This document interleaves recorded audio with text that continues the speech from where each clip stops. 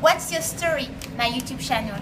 So today I'm attending an event in London organized by Grace Zhao from the company China Inbound. And tonight there's a special guest, and the guest is next to me. Hello! Can you introduce yourself? Hi, I'm Jon Geldart, and from Jon Geldart, and I work for an international organisation, and I'm responsible for Greater China, and I also write books about China. Great! So yeah, we will talk about your books. So tonight, Jonathan, what are you going to talk about? Well, this evening it's really about focusing on the emerging middle classes and the change in what I believe to be a reduction in the morality of the Chinese middle classes. So that's what I'm talking about: China, middle classes and morality. What's happening in China right now that British business should be aware of? I think the main thing is that there's a significant change in the way that the Chinese government are looking at the world. So one of the most important things is around the Belt and Road Initiative, which is all about a huge infrastructure investment that's going out of China on two routes. One is the overland route, which is through what we call the stands, Uzbekistan, Kazakhstan, etc., Pakistan, and right across to Western Europe, through Eastern Europe and Poland. And then we have the maritime route, which is the route that goes through from Xiamen in the southeast, all the way around through Hong Kong, Singapore, and then right round to the new deepwater port that's going to be built in Sri Lanka. Okay, so I've been reading it's called like the American Marshall Plan. So could you give us more information? Does it include 68 countries or 62 countries? The One Belt, One Road? Yeah. Okay. So it's actually 64 countries, 64, including okay. China. So 64 countries that runs from China, then down, if I mentioned earlier on, the maritime route down to Indonesia, Singapore, all the way around to Sri Lanka, and then the overland route all the way across through the old Silk Road, in fact, that goes across to follow the steps of Marco Polo, for those interested in history, right through to Venice and right across in the northern route through Poland. And eventually, we hope from a UK point of view, we'll not just finish in Rotterdam, which is where it currently finishes, but we'll come across the channel so the UK businesses can take the opportunity as well. So what's the timeline for the One Belt, One Road exactly? Well, it's uncertain because typically Chinese government philosophy is they give a guiding hand, but they never give specifics. So it was something that Xi Jinping put into his manifesto when he first started, and he was elected 5 years ago, now elected again for 5 years. And it's really about an initiative that speaks to huge infrastructure developments across the western route of China. It's has a no time zone, it's a no time frame. It's really about developing relationships, economic relationships into the future. And last week I was very fortunate to be involved in the Prime Minister Theresa May's visit to China, and really, whilst she didn't fully endorse the One Belt, One Road initiative by Xi Jinping, nevertheless she did say a lot of positive things about the golden era that exists between Britain and China, and that's really about two main things: the opportunity for China to look at capitalising on opportunities in the UK, but more importantly, taking British business into China. One area that I was particularly impressed with is not just about bringing the likes of BP or Jaguar Land Rover to China, but also the smaller enterprises, if you like, the middle market, the engine of growth of the British economy, being brought into China at this time. And that's a very interesting development that we're seeing. In addition, it's something around looking at new opportunities for new businesses. So an example might be there's a small business. An example might be there's a small business based in Birmingham that's actually got one of the major contracts for cleaning up the Tianjin environmental disaster that happened a number of years ago. So that's really fantastic British skills about pollution and environmental cleanup.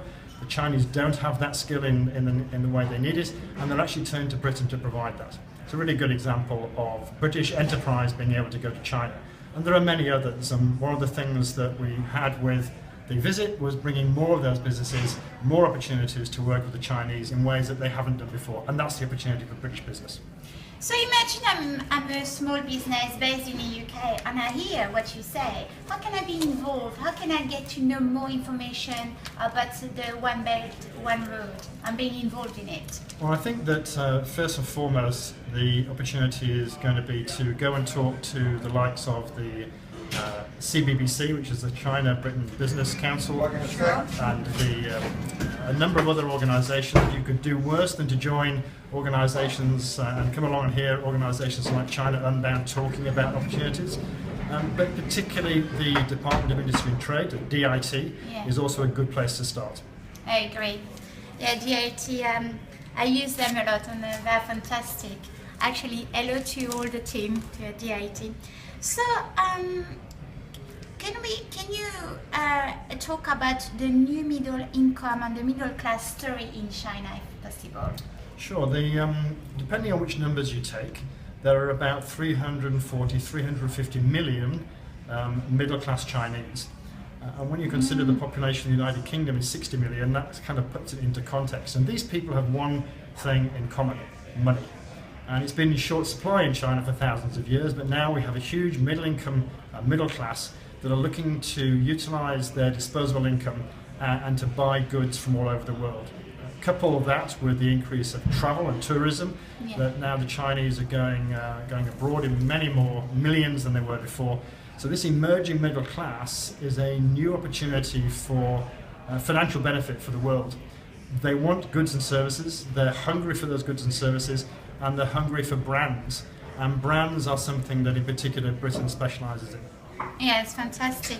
So, what do you think British business should be doing in China about China?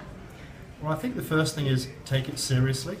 Okay. The second thing is that go slowly. Don't be beguiled by the opportunities that might seem to be there for the taking. It really is important to build relationships in China, the Guanxi. Very, very important. Nobody can do business in China without building those relationships. And those relationships undoubtedly come, unfortunately, by spending some time. Spending time being there, travelling there, talking to people, and understanding the culture, the language, the history better. And I found that that really does make a difference. Okay, so for example, if you live in London and want to know more about the British culture, I mean, it's fantastic to recommend Grace Zhao, who created China Inbound, because, for example, tonight you can get to know more about the Chinese culture. So this is a way, but will you have any ideas how you can be involved with the Chinese culture, Chinese people, if you are living in the UK?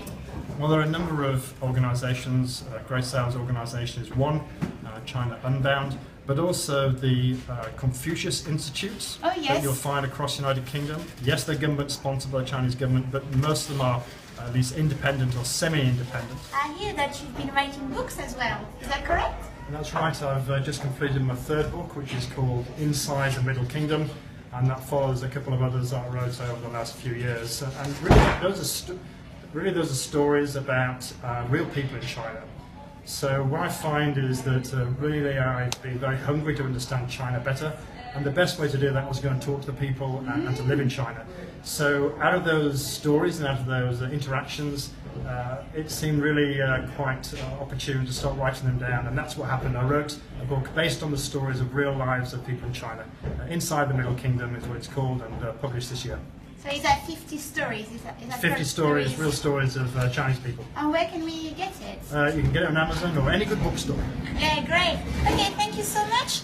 I love finishing my video interview with a quote. So will you have any quotes to inspire people? I would say, a lot of people say to me, if you always do what you always did, you'll only always get the same as you always had, so do something different. Great, that's a very nice quote. Okay, thank you so much. Thank you very much.